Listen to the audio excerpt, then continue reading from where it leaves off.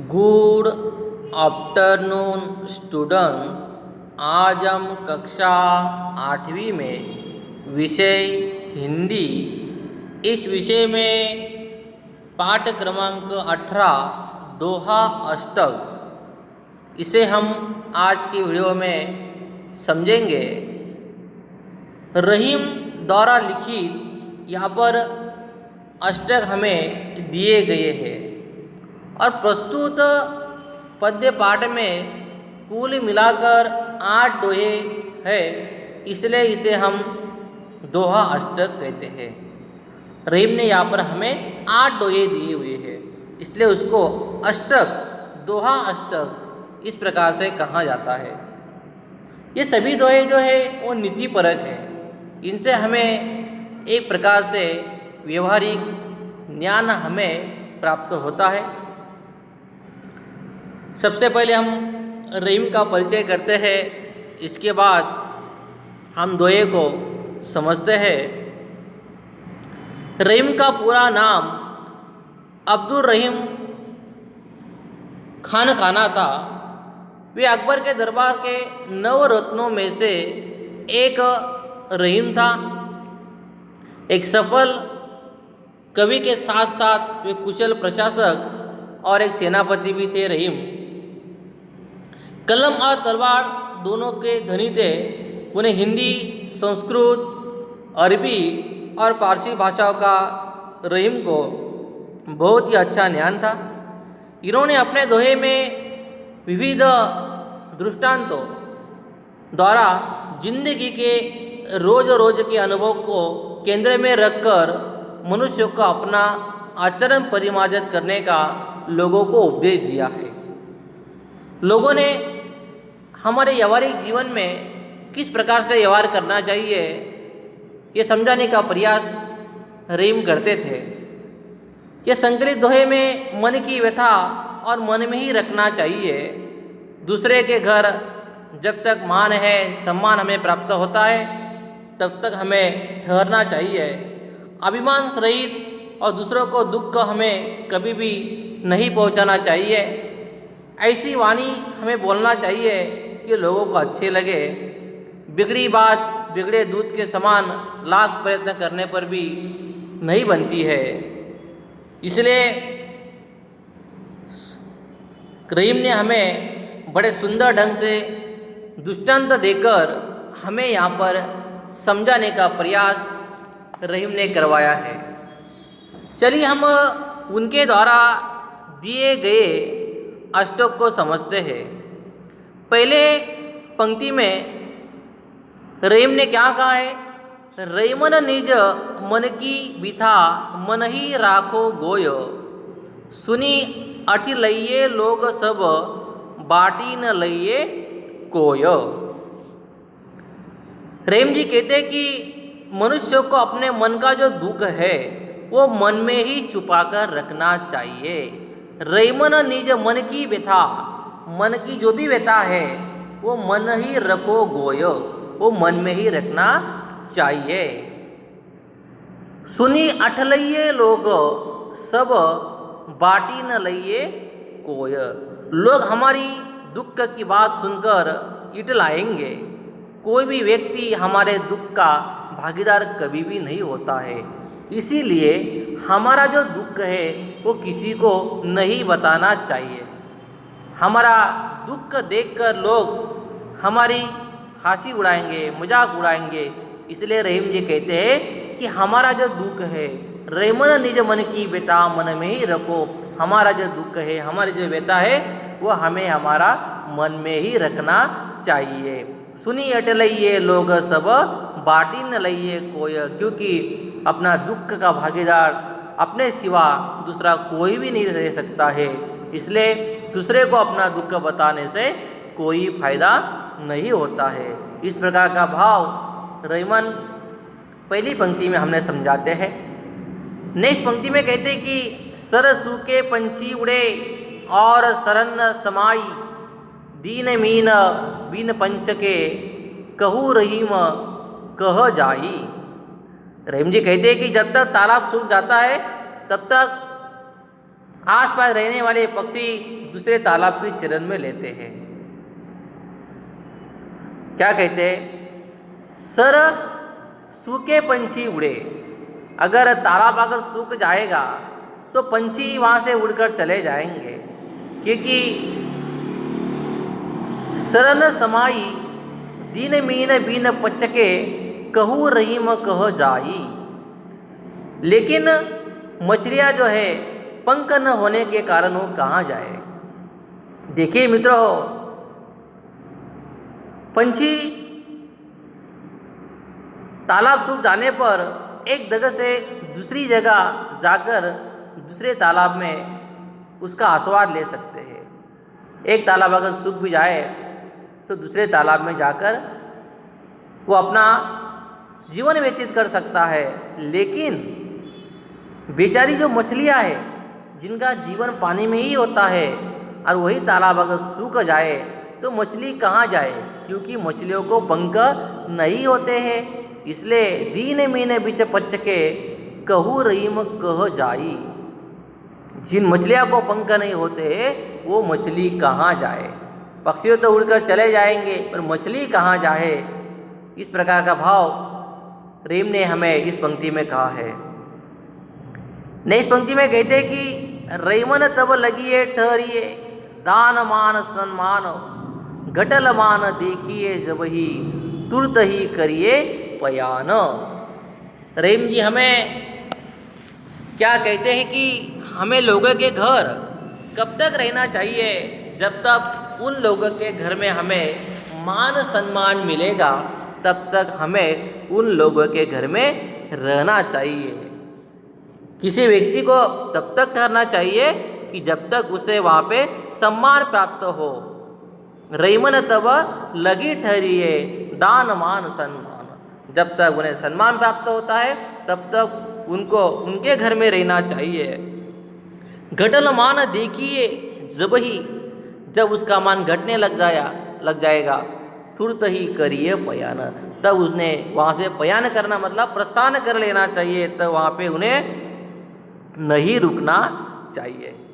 कभी रहीम जी का कहने का मतलब यही है कि जब तक हमें किसी जगह पर ठहरने से सम्मान प्राप्त होता है, लेकिन अगर हमारा सम्मान घटने लगे तब हमें उस जगह से प्रस्थान कर लेना चाहिए। जब तक सम्मान है तब तक हम रहना चाहिए, लेकिन हमें अगर सम्मान नहीं मिलता होगा, हमारा सम्मान घटता जाता होगा, घटल माना देखिए जब ही, तब हमें वहाँ से क्या करना चाहिए? तुरंत ही करिए पयान। तब हमें वहाँ से उस जगह से परियान मतलब प्रस्थान कर लेना चाहिए। नेक्स्ट पंक्ति में कहते कि रईमन धागा प्रेम का मत तोड़ो चटकाय टूटे से फिर ना मिले मिले गांठ परी जाय। रेमन जी कहते हैं कि हमें प्रेम रूपी धागा झटके से नहीं तोड़ना चाहिए। कभी भी हमें गुस्से में आकर किसी गलत व्यवहार नहीं करना चाहिए। हमारा जो प्रेम भाव है वह हमें कभी भी नहीं तोड़ना चाहिए। रईमन धागा प्रेम का, हमारा जो प्रेम का धागा है मत तोड़ो चटकाय। चटकाय मतलब तुरंत या जल्दी से हमें हमारा प्रेम का जो संबंध है वह हमें कभी भी गुस्से में आकर नहीं तोड़ना चाहिए। टूटे से फिर ना मिले, अगर वो संबंध अगर टूट जाते हैं हमारे प्रेम भाव के तो फिर कभी नहीं जुड़ेगा। घटल मान क्या कहते हैं? टूटे से फिर ना मिले। एक बार अगर हमारा संबंध जो टूट जाएगा तो फिर कभी नहीं जुड़ेगा। मिले गांठ परी जाए, अगर वो मिलता भी है, हमारा प्रेम भाव का संबंध टूटने के बाद अगर मिलता भी है तो उसमें क्या रह जाएगी? गांठ रह जाएगी। मिले गांठ परी जाए, लाख प्रयत्न करने पर भी वो कभी संबंध जुड़ता नहीं है। यदि जुड़ता भी है तो उसमें गांठ रह जाती है। क्या कहते हैं रहीम जी कि हमें प्रेम रूपी धागा को झटके से नहीं तोड़ना चाहिए। एक बार अगर टूट जाता है तो लाख प्रयत्न करने पर भी वो कभी नहीं जुड़ता है। अगर जुड़ता भी है तो उसमें गांठ पड़ जाती है। टूटे से फिर ना मिले मिले गांठ पड़ी जाए। रईमन यही संसार में सब सो मिलिए धाई, ना जाने के ही रूप में नारायण मिली जाई। क्या कहते हैं रहीम जी कि व्यक्ति को इस संसार में सभी से प्रेम पूर्वक मिलना चाहिए। रहीमन यही संसार में, हमारे संसार में, हमारे जीवन में सबसे मिलिए ही था। हमें प्रेम पूर्वक सबसे मिलना चाहिए। रहीमन यही संसार में सबसे मिलिए, मतलब सभी लोगों से हमें मिलना है। वो भी किस प्रकार से? प्रेम भाव से हमें मिलना है।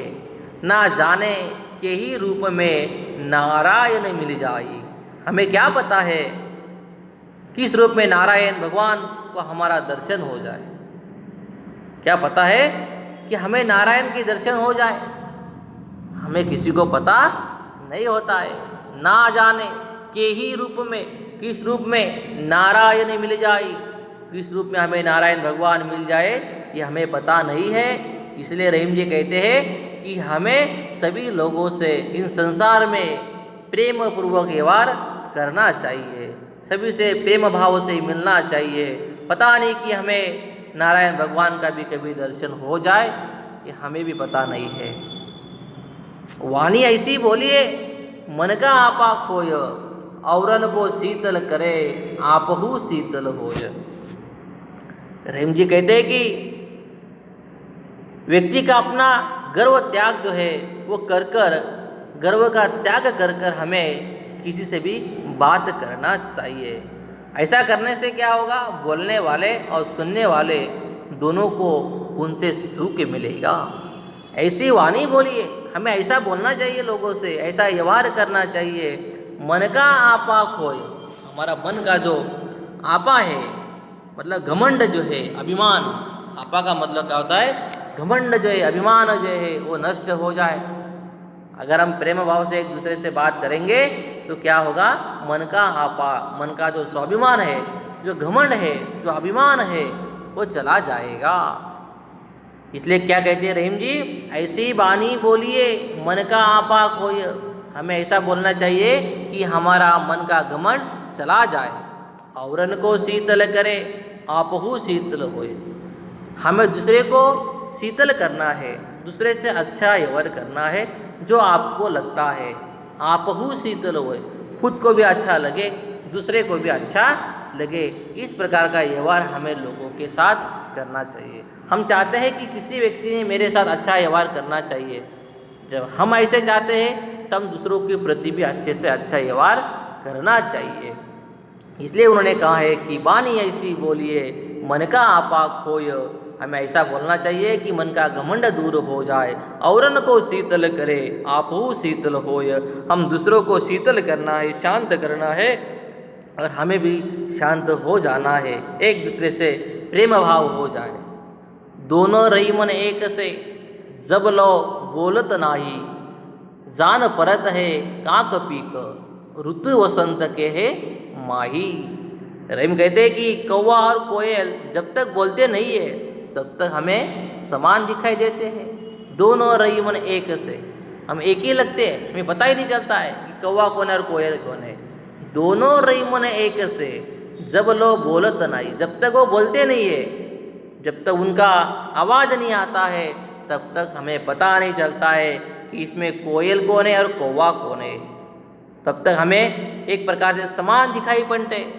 किंतु वसंत ऋतु में जब कोयल जो है अपनी मधुर वाणी में बोलने लगती है तब हमें कौवा और कोयल में फर्क पता चलता है। जान परत है काक पीक, जान परत है काक पीक। काक का मतलब होता है कौवा, पीक का मतलब होगा कोयल। काक का मतलब कौवा और पीक का मतलब होता है कोयल। जान परत है काक पीक, कौन कौवा है और कौन कोयल है ये हमें कब पता चलेगा? ऋतु वसंत के माही, हमें वसंत ऋतु में पता चलेगा कि कोयल कौन है और कौवा कौन है।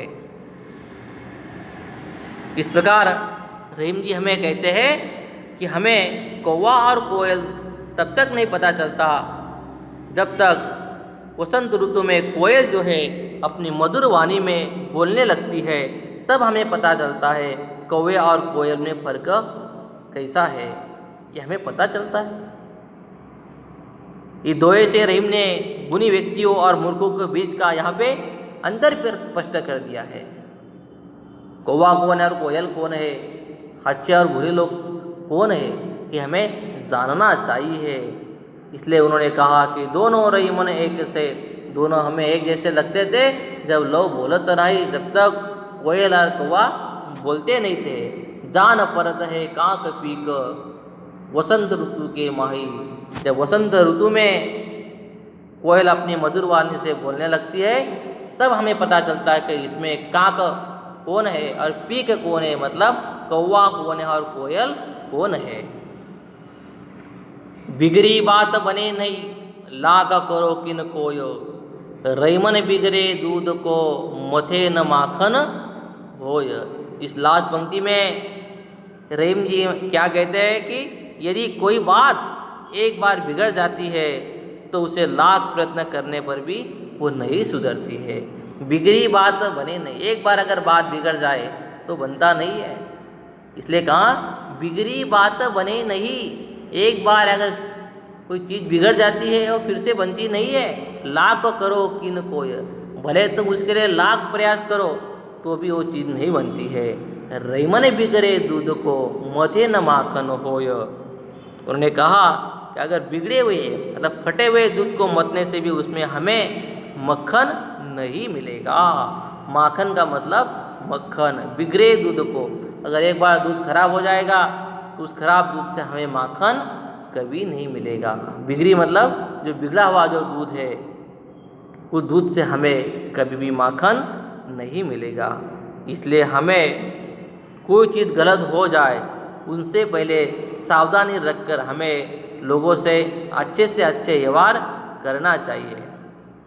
विद्यार्थी मित्रों हो, इस दोहा अष्टक में हमें रहीम जी ने मन की व्यथा के बारे में समझाने का प्रयास किया है। दूसरों के घर हमें कब तक रहना चाहिए, जब तक उनके घर में हमें मान सम्मान प्राप्त हो। हमें दूसरों को कभी भी दुख नहीं पहुंचाना चाहिए, लोगों से अच्छा व्यवहार करना चाहिए, लोगों से शीतल वाणी से एक दूसरे से बातचीत करनी चाहिए।